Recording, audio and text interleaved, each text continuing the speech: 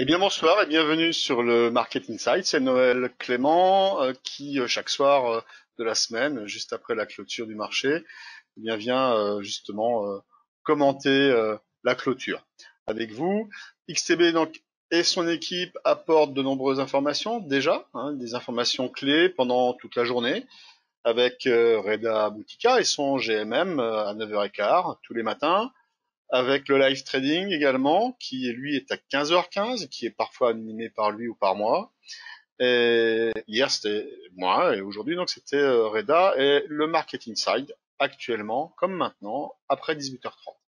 Donc nous sommes aujourd'hui mardi 7 avril, et nous nous retrouverons dès demain, mercredi. Et donc nous parlerons aujourd'hui comme prévu du Dow Jones, du CAC 40 et du GBP USD. Demain, mercredi, on parlera du S&P 500, de l'euro-dollar et du pétrole. Et avant de commencer, nous allons lire le rappel légal. Et donc, XTB France informe les participants que la présentation à venir et les informations qui vont être dispensées ne constituent pas, en aucune manière, une sollicitation ou une incitation à acheter ou vendre des produits financiers. Et dans un premier temps, nous allons directement basculer sur le graphique du Dow Jones en données quotidiennes. Alors il y a déjà donc beaucoup de choses qui sont inscrites. Ce qui est intéressant donc de voir justement, qui disent donc ces cercles qui montrent quoi? Bien qui montrent que nous sommes venus en contact de la bande Bollinger supérieure, puisque nous avons donc un prolongement donc de cette hausse. C'est vrai que j'avais également entendu parler qu'on pouvait avoir une jambe de baisse, et c'est vrai que cette jambe de baisse donc aurait été tout à fait disposée donc à être inscrite exactement ici. Sauf que la structure qui avait été donc proposée depuis plusieurs semaines et qui a été publiée sur l'analyse matinale était tout simplement de voir une formation en ABC où on avait donc une vague correctrice en A, après avoir eu donc toute cette descente baissière, eh bien une correction en A à la hausse, une correction en B à la baisse, et une correction en C qui devrait se terminer aux alentours des 24 800, 25 000 points sur le Dow Jones. Alors nous sommes au contact de la bande Bollinger supérieure, ça n'est pas un hasard, si on regarde bien, je fais un zoom pour voir que la Bollinger Band, elle, eh bien, elle se situe à 23 441 et le plus haut qui a été fait sur le Dow Jones c'est 23 470.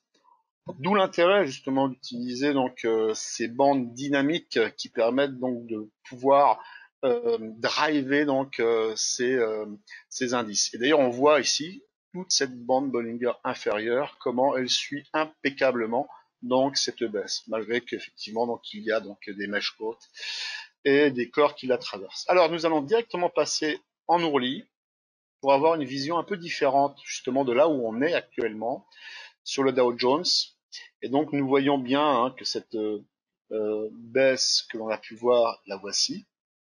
On est venu donc prendre un appui sur les 18 200, 18 500 environ. Et depuis, nous avions donc eu l'occasion de voir une dérive. Et cette dérive, eh bien, elle avait été donc émise donc, dans l'hypothèse que nous aurions donc une structure en épaule tête épaule inversée. Et c'est vrai que le fait qu'elle dure assez longtemps donc pouvait remettre en question donc cette idée. Et actuellement donc nous voyons donc que nous en sommes sortis à la hausse. Et en définitive donc cette structure, eh bien c'est une structure complexe au niveau de l'épaule de droite. Et l'idée même c'était justement donc de voir une autre plus petite structure en épaule d'épaule inversée, et ce qui fait que là, cette fois-ci, celle-ci, on peut l'enlever. Il y avait plusieurs scénarios qui pouvaient donc se présenter à nous. Et nous avions donc une ligne de coup, je vais la grossir volontairement, pour que vous voyez bien que cette ligne de coup, voilà, avec ici l'épaule de gauche, ici l'épaule de droite, qui fait écho sur une deuxième épaule, eh bien, vient d'être franchie aujourd'hui à la hausse.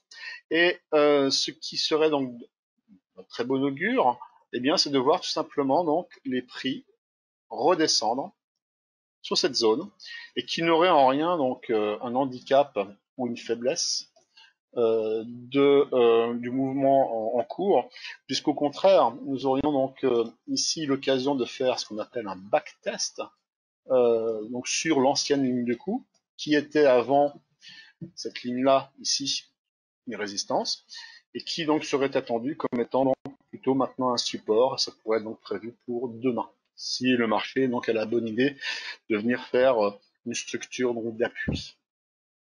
Nous voyons également qu'à ce niveau-là, nous voyons des moyennes mobiles, nous avons déjà commenté, croisement à la hausse entre la moyenne mobile en violet, qui est une moyenne mobile de 55 périodes exponentielle, avec une autre qui est plus longue, en orange, qui est une moyenne mobile à 144 périodes. Alors ce sont des moyennes mobiles de Fibonacci, j'en ai déjà parlé, mais on peut se répéter, c'est pas un souci. Et le fait de faire un croisement haussier, c'est bien sûr haussier. Le fait de faire un croisement baissier, on est d'accord, on n'a pas inventé non plus l'eau tiède, c'est bien baissier. Et lorsque nous faisons un non-croisement, comme là ici, non-croisement à la hausse, c'est terriblement baissier, et non-croisement à la baisse, c'est terriblement haussier. Ce qui veut dire que l'objectif qui vous était proposé depuis plusieurs jours, qui était donc de revenir sur les 25 800, eh bien donc prend encore plus de, de véracité, euh, puisque là, le fait donc d'avoir ce non-croisement, le fait de casser à la hausse dans cette ligne de coup, le fait de faire un backtest qui est attendu et qui d'ailleurs pourrait prendre appui justement sur la moyenne mobile à 55 et 144 périodes, eh bien donnerait donc tout à fait un potentiel plus, vérifié et plus assuré donc en direction des 25 000. Nous voyons aussi là, sur l'ADX, qui est également très souvent utilisé, et dont je vous parle assez fréquemment, eh bien, nous avons donc cette fameuse hausse, on l'avait vu d'ailleurs sur le live trading, où j'avais donc exprimé l'idée que nous devions avoir au niveau des 25, c'est le niveau qui normalement dit que au-dessus nous sommes en tendance, en dessous nous sommes sans tendance. Donc ça veut dire qu'au niveau donc, du 25, c'est un niveau qui est plutôt neutre. Eh bien, pour valider donc une future hausse, il fallait donc que la DX monte très fortement. Et c'est ce qui s'est passé. Hein. Nous avons eu bien justement donc cette hausse très forte parce que la DX ici donc a monté. Et puis également donc quand on travaillait donc avec le live trading avec donc les personnes présentes, nous avions également évoqué l'idée à cet endroit-là d'avoir justement un croisement donc du DI- avec le DI+. Il se trouve qu'il a croisé ici. Donc le croisement donc du DI+, il a croisé là.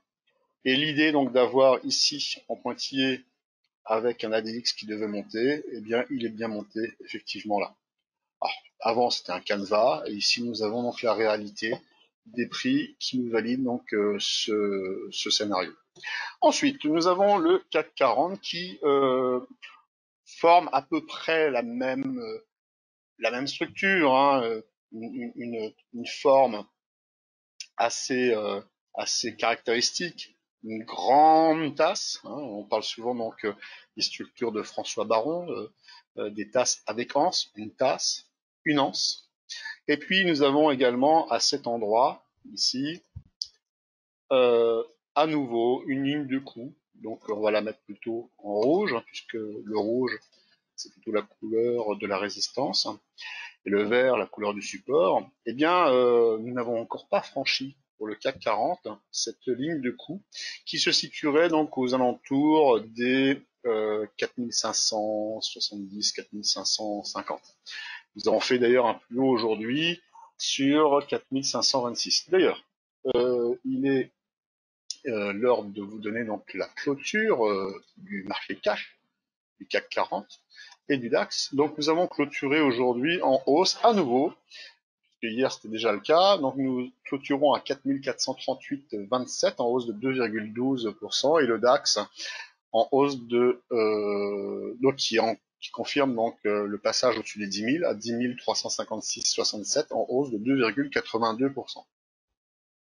Donc voilà, donc pour ce qui concerne donc le CAC, de la même manière, avant de passer donc sur la partie Orly, nous voyons que la moyenne mobile à 144 périodes, qui était donc visible tout à l'heure en Ourli, donc qui est là donc en 144 périodes en données quotidiennes, en daily, croise à la baisse l'autre moyenne mobile à 377 périodes, qui est aussi une moyenne de Fibonacci, et c'est ce qu'on appelle donc une croix mortelle.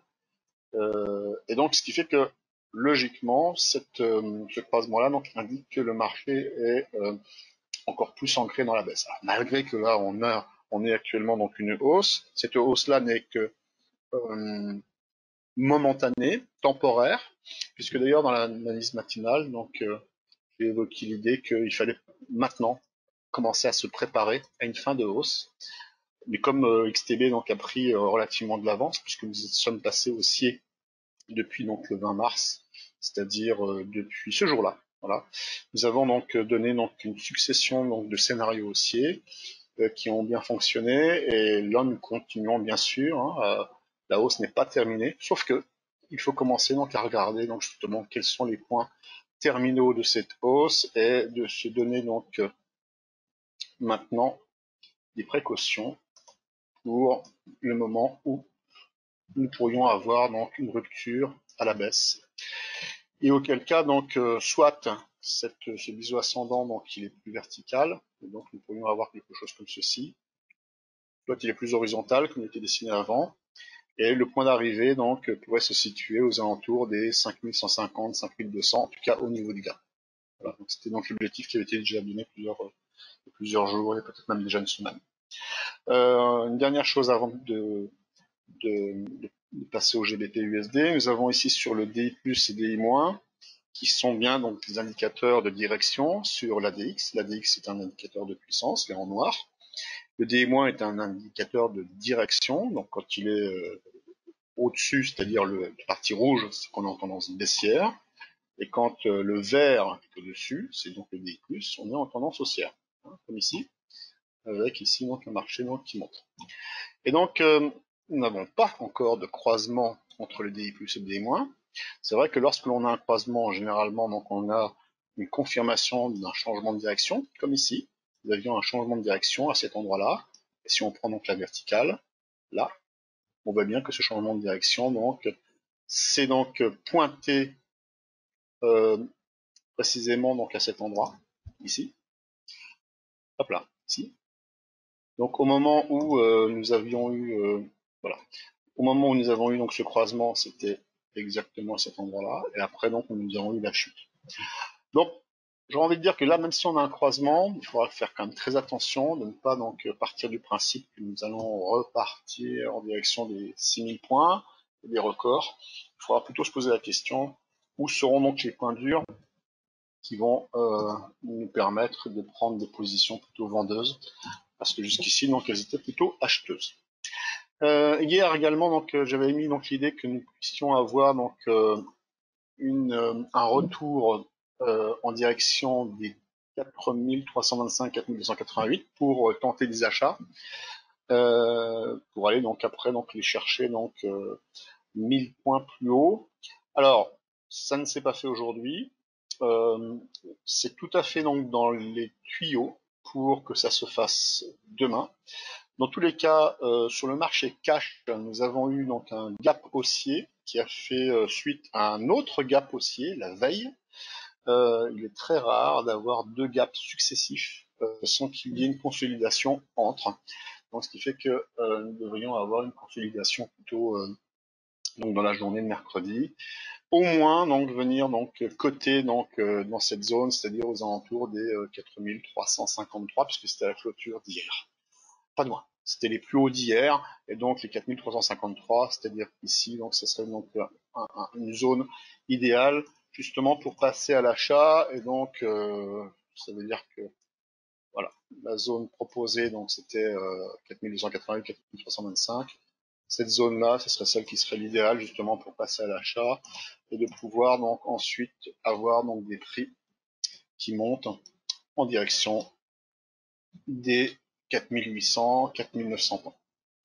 Et enfin, nous allons terminer donc par le GBP/USD. Alors, vous avez dû remarquer, là nous sommes en données quotidiennes, qu'il a une forme quasiment identique aux indices.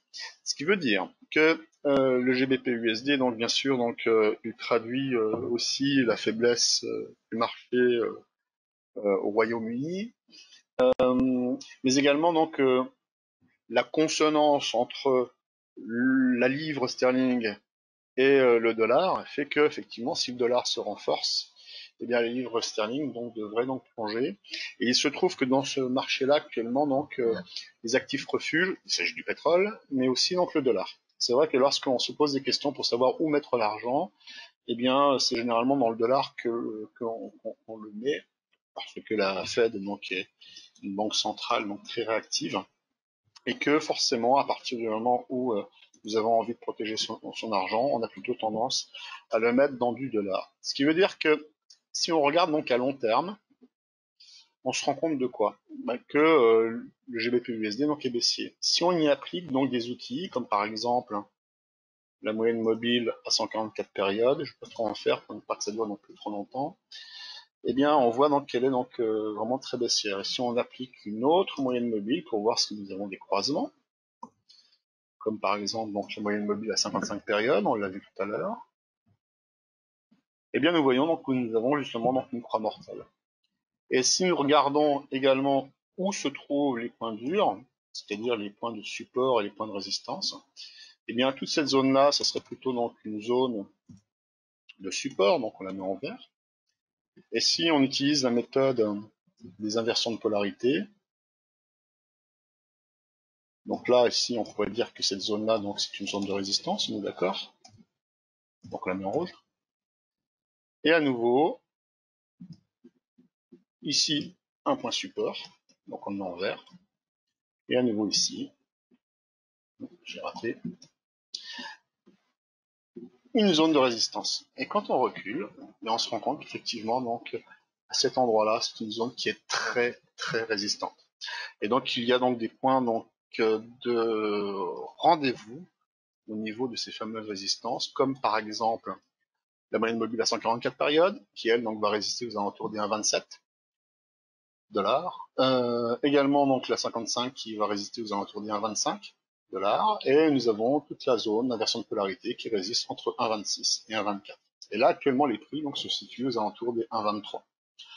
Donc l'idée c'est quoi? Eh bien c'est d'avoir donc un échec sur cette zone et donc d'avoir donc une relance baissière du GBP/USD, c'est-à-dire à peu près donc dans cette zone-là.